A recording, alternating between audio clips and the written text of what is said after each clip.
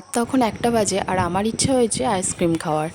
তো দেখো ওই জন্য আমি তোমাদের দাদাভাইকে ডাকছিলাম যে দেখো ওটো আমার জন্য একটু আইসক্রিমটা এনে দেবে। আসলে আমি আহার দেখছিলাম আর বাইরে যেতে ভয়ও লাগছিল।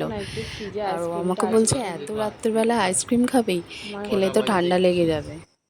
জানো তো কিছুদিন আগে আমাদের একটা বিয়েবাড়িতে নিমন্ত্রণ ছিল। তো ওখানে গিয়ে আমরা 6-7টা তো হবেই আইসক্রিম খেয়েছিলাম বিভিন্ন রকমের ফ্লেভারে।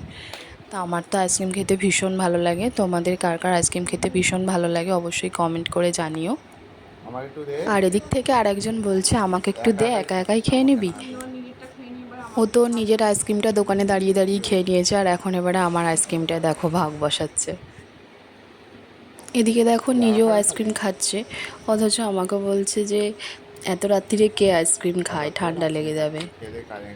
তো আমি ততক্ষণ আইসক্রিম খেতে থাকি আর তোমরা আমার চ্যানেলটিকে সাবস্ক্রাইব করে আমার পাশে থেকো। টাটা।